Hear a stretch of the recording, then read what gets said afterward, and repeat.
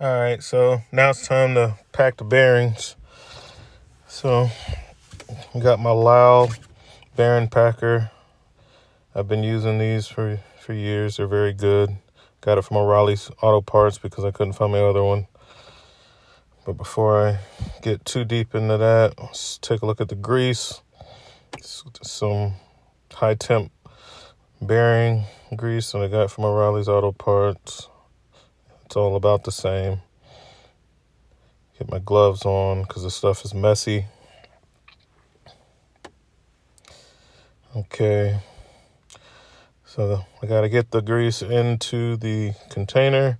And there's no easy way to do this. You just basically got to dig in and put it in there by hand.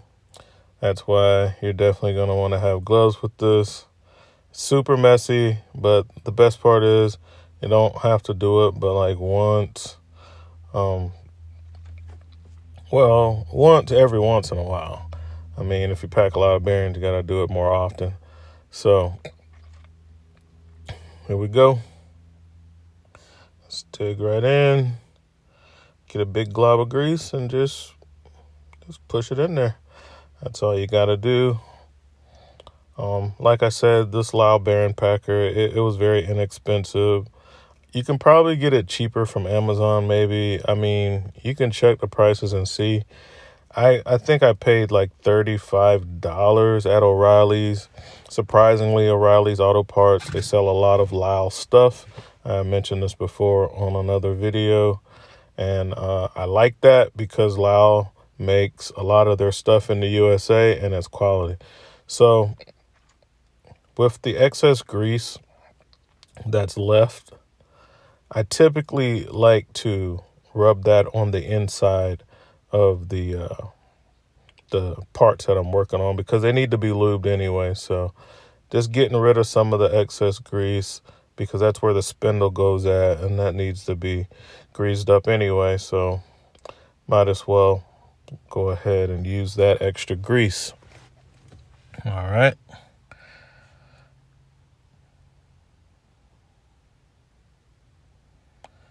Now that's done, get rid of the old gloves. Go ahead and I'm walking over to the truck, rubbing that on the spindle. And now I'm going to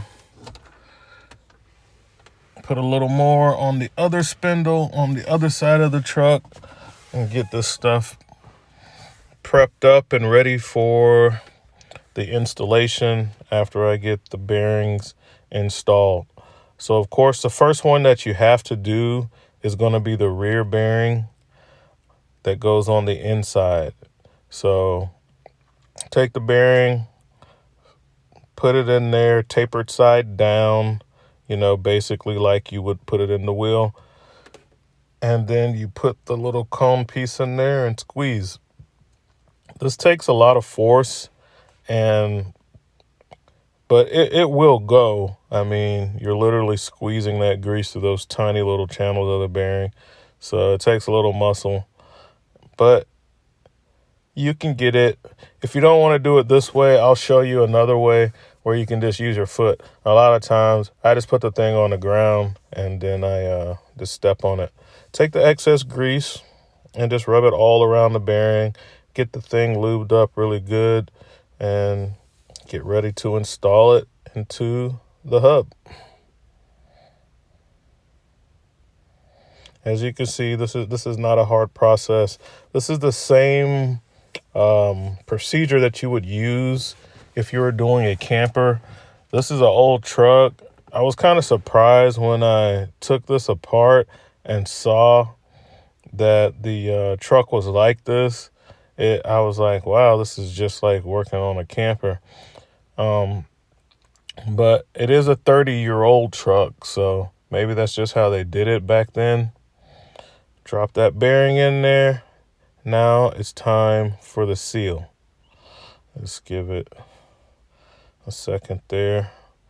So when you put new bearings in, if you're going to do the front, you need to do the back. And if you do the back, you're going to have to knock that out if you're not doing it with all new stuff like I am. So you have to replace the seal.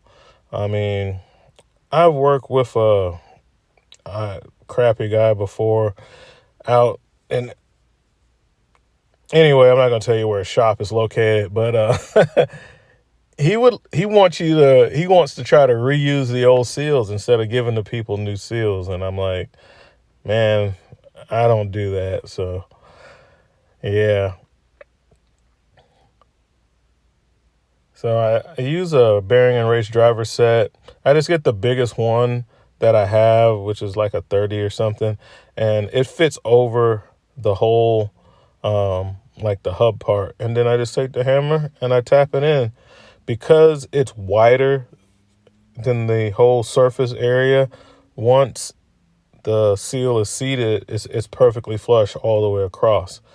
So you get a nice installation. The inside bearings cannot be put on until after you have installed the hub on the vehicle that you're working on, whether it be the camper or truck. So I'll just go ahead and get the bearing ready, but I won't really be able to put this on until later. So here's the same procedure. You got to squeeze it, but let's do it the easy way. So get the camera moved down, because to me, that's just too much effort. I just put the thing on the ground and barely step on it. Just put a little bit of weight on it, and it's just a lot easier, you know.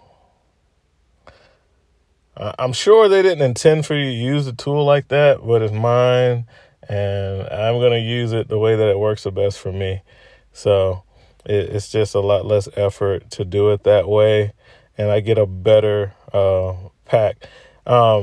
This is not so much of a big deal when you have new bearings, but when you have old bearings that have old grease in it and you have to force all that old grease out first before the new comes out, you definitely want to just use your foot, because that extra power helps get that old grease out really easy versus putting on by hand. Now, if my toolbox wasn't so tall and it was lower, it would be easier for me to do it by hand. But my toolbox is pretty tall,